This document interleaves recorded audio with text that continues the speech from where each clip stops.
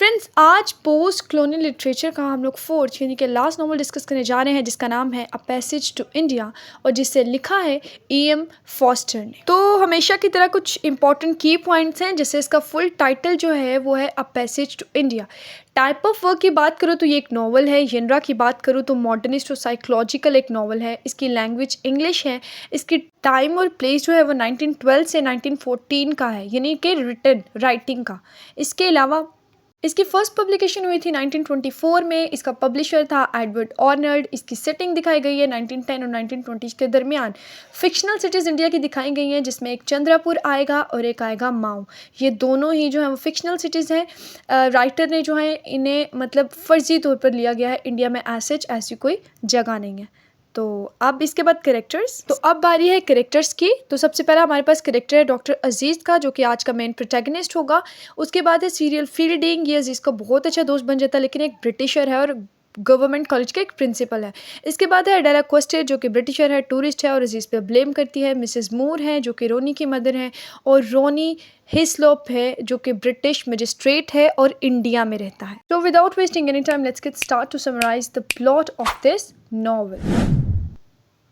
तो दोस्तों, ये स्टोरी स्टार्ट होती है दो इंग्लिश वुमेन से, जिसमें एक है अडेला क्वेस्टेड और एक है मिसेस मूर। मिसेस मूर जो है वो अडेला की होने वाली सास है, और ये दोनों इंडिया घूमने आई हैं ताकि अपने बेटे रोनी, जो कि यहाँ पे एक मजिस्ट्रेट है, उससे मिल सके और अडेला और रोनी जो है एंगेजमेंट कर सके, शादी कर सके और इकट्ठे टाइम स्पेंड कर सकें।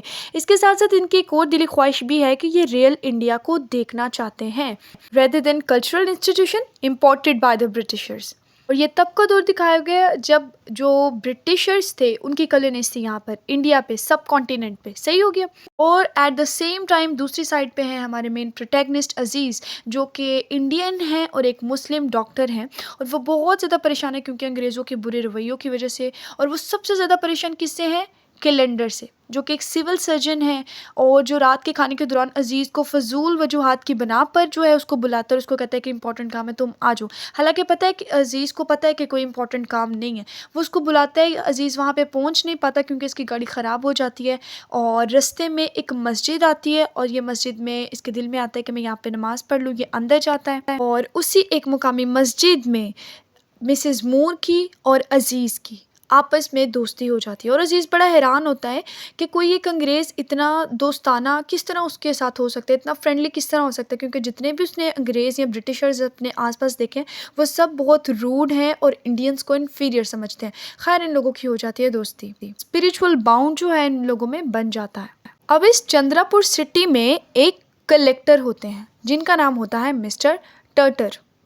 डाला और मिसेस मूर के लिए ये एक पार्टी जो है ऑर्गेनाइज करते हैं, थ्रो करते हैं एक पार्टी, ताकि अडाला और मिसेस मूर जो हैं वो प्रोमिनेंट वेल्दी इंडियंस इस सिटी के जो हैं, जैसे डॉक्टर हो गए, वो मैंने आपको सिविल सर्जन बताया वो हो गए, गवर्नमेंट कॉलेजेस के टीचर्स हो गए, प्रिंसिपल हो गए, वो सब उस पार्टी में आए और अडाला और मिसेस मूर को मिले।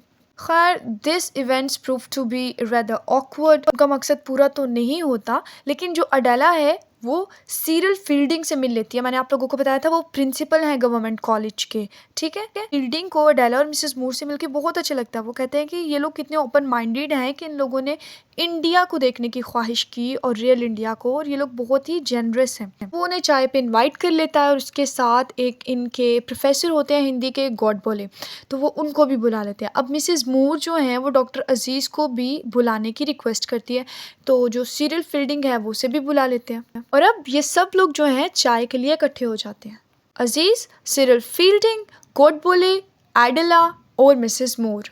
इनकी बहुत अच्छी गुफ्तगू होती है, बहुत अच्छी पार्टी चल रही होती है, और जिसके अंदर ये लोग ख्वाहिश करते हैं। डाला और मिसेस मूर बताते हैं अपनी सारी बातें, और ये भी बताते हैं कि मैं इसके बेटे रोनी से शादी करने के लिए यहाँ पर आई हूँ और रियल इंडिया देखने आई हूँ। ये बात सुनकर जो डॉक्टर अजीज़ हैं वो उन्हें बताता है कि क्यों ना हम सब जो है माराबर केव्स की तरफ जाएं, वहाँ पे ट्रेवल करें, जहाँ पे ये लोग माउंटेन्स देख सकते हैं, हिमालय पर्वत देख सकते हैं, और वहाँ पे ये लोग रियल इंडिया देख सकते हैं। बस वहाँ पे इनका प्लान बन जाता है, और ये लोग डिसाइड कर लेते हैं कि किस दिन, कब और कहाँ ये लोग जाएंगे। पार्टी तो बड़ी अच्छी चल रही होती है, लेकिन मिसेस मूर का जो बेटा है रोनी, क्योंकि वो इंडियंस को पहले वो बड़ा ओपन माइंडेड होता है जब यूरोप में होता है, इंग्लैंड में होता है, लेकिन इंडिया में आकर उसको बताया जाता है कि जो इंडियंस हैं वो बहुत ही ज़्यादा इन्फीरियर हैं और इनके साथ बुरा सलूक करना है, तो वो अपने आप को बड़ा सुपीरियर समझता है और इनको बहुत इन्फीरियर। वो आके पार्टी को जो है इंटरप्ट कर देता है और बड़े रूड तरीके से अपनी मदर और फियांसे को वहाँ से ले जाता है। अब अडेला यहाँ पे डिसाइड करती है कि मैं इस रूड बंदे से, रोनी से जो है मोहब्बत नहीं करती, प्यार नहीं करती, तो मैं इससे शादी भी नहीं करूँगी। लेकिन रास्ते में इनकी कार का एक्सीडेंट हो जाता है माइनर सा, और वहाँ पे ये थोड़ा टाइम इकट्ठे स्पेंड करते हैं, तो जिसकी वजह से जो अडेला है वो अपना जो डिसीजन है वो चेंज कर लेती है और दोनों एंगेजमेंट कर लेते हैं। स्टोरी प्रोसीड करती है और वो दिन आ जाता है जब ये सारे माराबर केव्स के लिए ट्रेन को पकड़ते हैं। सिरिल फील्डिंग और गॉडबोले जो है वो ट्रेन मिस कर देते हैं और जो हमारे डॉक्टर अजीज हैं वो दोनों लेडीज को लेकर माराबर केव्स अकेले पहुंच जाते हैं। मिसेस मूर पहले थोड़ी सी केव्स के अंदर जाती है, लेकिन उसको क्लस्ट्रोफोबिया होता है, यानी बंद जगहों में घुटन होना, ठीक है, सफोकेशन होना। ऐसे लोगों का इन केव्स में सर्वाइव नहीं होता, बल्कि कोई भी जो छोटी से छोटी जगह हो ना, ये लोग सर्वाइव नहीं कर सकते। तो उसको फोबिया होता है और वो कहते हैं कि मैं आगे मजीद नहीं जा सकती। और डॉक्टर अजीज, अडेला और एक गाइड, वो तीनों ही जो है हायर केव्स के लिए आगे चले जाते हैं। इन केव्स के अंदर अडेला को पता नहीं क्या होता है, वो रियलाइज़ करती है कि वो रोनी को सच्चा प्यार नहीं करती, और वो अचानक जो है अजीज़ से पूछती है कि क्या तुम्हारी एक बीवी के ज़्यादा बीवियाँ तुम कर सकती हो, क्या तुम्हारी कोई और बीवी है। और यहाँ पे अजीज़ को बड़ा गुस्सा आ जाता है और वो अडेला को वहीं पीछे छोड़ के थोड़ा सा आगे अपना मूड चेंज करने के लिए चला जाता है। और जब फ़ौरन उसको रियलाइज़ होता है कि नहीं, मैंने अडेला के साथ गलत किया, उसे अकेला नहीं छोड़ना चाहिए था, वापस आता है। वहाँ पे जो अडेला होती है वो तब तक वापस चली गई होती है, उसके जो फील्ड ग्लासेस होते हैं वो नीचे गिरे हुए टूटे हुए होते हैं, और सिर्फ वहाँ पे गाइड होता है। और गाइड कहते हैं मुझे नहीं पता कि अडेला कहाँ पे गई है। बहरहाल अजीज़ को पता चल जाता है कि अडेला अभी अभी एक कार में बैठ कर चली गई है, और जो फील्डिंग है और गॉडबोले है वो भी यहाँ पर आ चुके हैं और अब वो उनके साथ वापस जा रहा है। अजीज़ परेशान तो होता है कि अडेला ने ऐसा क्यों किया, लेकिन अडेला चुप करके वहाँ से कार लेती है और कार लेकर अपने जो चंद्रापुर है वहाँ पर वापस आ जाती है। ट्विस्ट तो अब यहाँ पर आता है। अजीज़ वापस आता है ना, तो उसे पुलिस अरेस्ट कर लेती है, क्योंकि उसको कहते हैं कि अडेला ने हमें बताया कि आपने केव्स के अंदर रेप करने की कोशिश की, उसे हरास करने की कोशिश की है। अब बड़ी प्रोटेस्ट वगैरह होना स्टार्ट हो जाते हैं, क्योंकि ये एक इंडियंस और ब्रिटिशर का मामला था, तो बड़ी ज़्यादा जो है ना प्रॉब्लम्स क्रिएट हो जाती हैं। अब जहाँ पे एक ब्रिटिशर ने एक्यूज़ किया, ब्लेम किया, वहाँ पे कुछ ऐसे ब्रिटिशर भी थे जो अजीज़ पे यकीन करते थे, जैसे मिसेस मूर और फील्डिंग, जो कि एक बहुत ही कम समय में अजीज़ का दोस्त बन गया था। रोनी ने तो मिसेस मूर को इंग्लैंड भेज दिया सिर्फ इसलिए कि वो अजीज़ के लिए गवाही ना दे, ठीक है, उसको प्रूव ना कर सके। और वैसे भी मिसेस मूर की तबीयत नहीं ठीक थी, लेकिन रास्ते में ही मिसेस मूर की तबीयत ख़राब हो जाती है और उनकी डेथ हो जाती है। फील्डिंग ने जितना हो सका उसका साथ दिया, और आखिरकार अडेला ने ये कन्फेस कर लिया कोर्ट के अंदर कि उसे गलतफहमी हुई थी, और फील्डिंग ने उसको जो है वो रेप करने की कोशिश नहीं की थी, उसको हरास करने की कोशिश नहीं की थी, ये सिर्फ उसकी एक जजमेंट थी जो कि गलत थी। खैर अजीज़ को जो है वो छोड़ दिया जाता है, और जो फील्डिंग है उसको अडेला के लिए बहुत ही ज़्यादा बुरा फील होता है, क्योंकि एक तो मिसेस मूर की भी डेथ हो चुकी थी और दूसरा रोनी उसको छोड़ देता है। ऑनेस्टली बताऊं तो रोनी भी नहीं चाहता था कि उसकी अडेला से शादी हो, यानी उसको कोई ज़्यादा फ़र्क नहीं पड़ता था।